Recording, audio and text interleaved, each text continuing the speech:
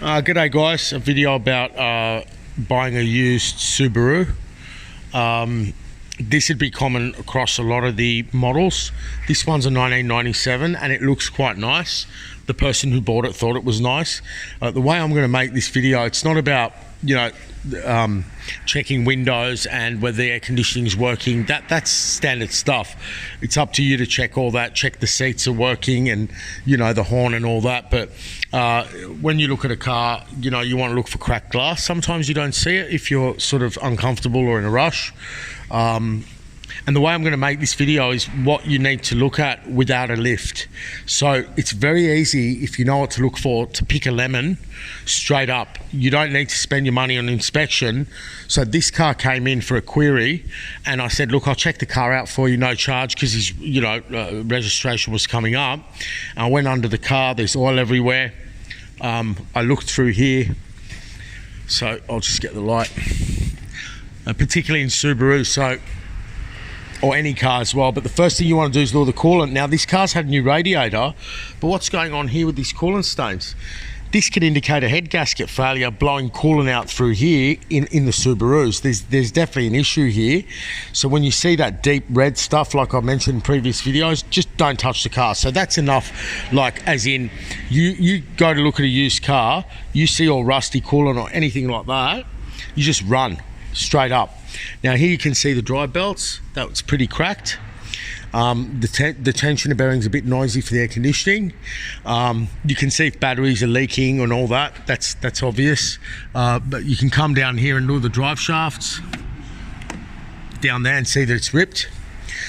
And obviously you want to check your headlights aren't loose when these get cracked and stuff like that. So it's all sort of easy stuff. Now, even though I'm going to be lifting it up on a hoist, everything I'm going to show you, you could see with the car on the street. You can always drive it up on one curb as well. So I'll take the car up. I'm not going to pause the video because the last time I did, I lost the video. So just bear with me.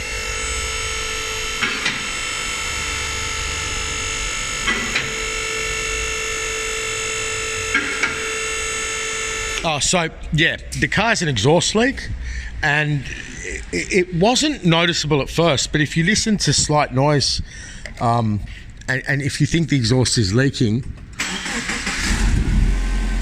you can hear it there.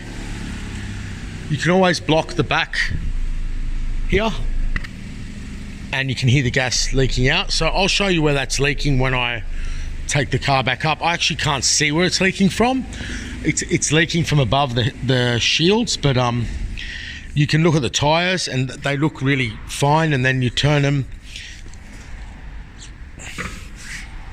and they're totally bald. And I'll take it up. So yeah, all right, I'm lifting it up on a lift, but what I'm going to show you, you can actually see while the car's on the street or up on a curb. And the whole point is that you don't need to know everything and go through everything. It's like, what do you look out for to actually get away from the car? So the first thing is the coolant. Okay, the coolant. So we saw the coolant's bad. Now you've left. You're not wasting your time. You've already left. If you wanted to, you could just go under, turn that wheel, and see this. Okay, lots of oil leaking out. Now we've got a leak from the transmission cooler pipe, not a big deal up there, but combined with other leaks coming out of the timing, okay, which are quite heavy. See, you'd see it from here on the exhaust and run.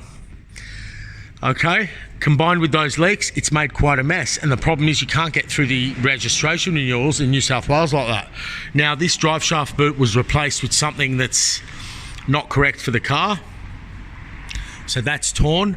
This one's torn, very common. Okay, on its own, not a big deal. You can get a car with that and, negotiate down $200 or whatever it is.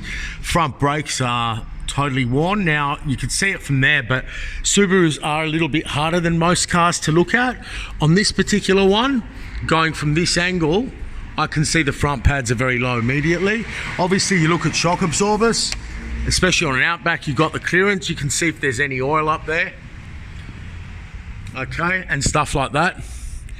And another one is crawling under the back and opening the tailgate or the sedan boot and looking for impact damage. Now, it might not, for example, this sort of impact damage here, I don't know if you can see it, it's all crushed in. It's not really affecting the car too much. Yeah, the exhaust has been mislocated and cut in, but a little crash here and there is not the end of the world. I mean, you'd want to be looking out more for rusty brake lines, which with Subarus, they're pretty good. They're, as you can see, they're coated with plastic, but you want to be looking for corrosion and all that, especially depending where you live. But if people put surfboards in wagons, you tend to get all rust through there and it can be hidden under the carpet. So now we're at the back of the car. The brakes at the back look new. Those bushes are all right. These are prone to failure actually on the Foresters and that, but I don't know. I think they're all right here. We need to lever them to check. But once again, this is about, you know, buying a used car on the street just for a couple of $1,000s. If the price isn't reflecting the problems ahead, and it might be a good buy, then all you got to do is just crawl under the car. You do not need a hoist to see these issues. The rocker cover leaks here are quite bad. You got to remember, you might only be seeing a drop of oil, but it's leaking as we speak on the floor and over there as well. So I'm going to wrap it up with that. This you can apply to any vehicle. Okay, you look at the tires. You can apply this to any vehicle, but this guy had no idea. He thought he was buying a good car, and unfortunately, he didn't. Now, the thing is here, what are we going to do? Fix all these things, the timing belt, the oil leaks, the rocker covers, the CV joints, and we have got some type of a cooling system issue, which I believe is going to be a head gasket. There's another telltale. So if it's blown a hose in the past, it's been replaced, okay, but you can see that coolant stuff on the top has continued to occur after the radiator's been changed. So the issue wasn't the radiator. There's also a tray missing from here, but you could still get a good idea, even with the tray. If there is the tray, you can poke it down a bit and have a look.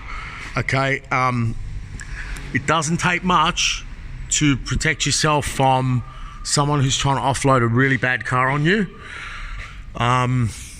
So yeah. Okay, he's literally up for 4 tyres here. I mean, they're at their limits. So, yes, the exhaust leak was from here. Quite unusual. It seems to be from the top of there. It's normally further down the back they leak, but here it's leaking just up here somewhere. I can't exactly pinpoint it, but it's going to have little tiny perforations along it, but we could hear that as well. So, yeah, anyway, hope that helps.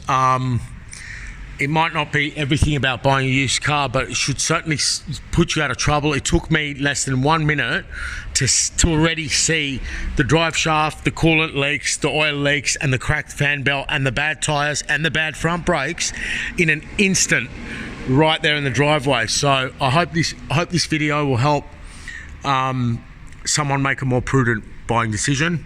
Sorry if it's a bit rough, but a bit pressed for time, so I better nick off now. Okay, hope that helps. Bye.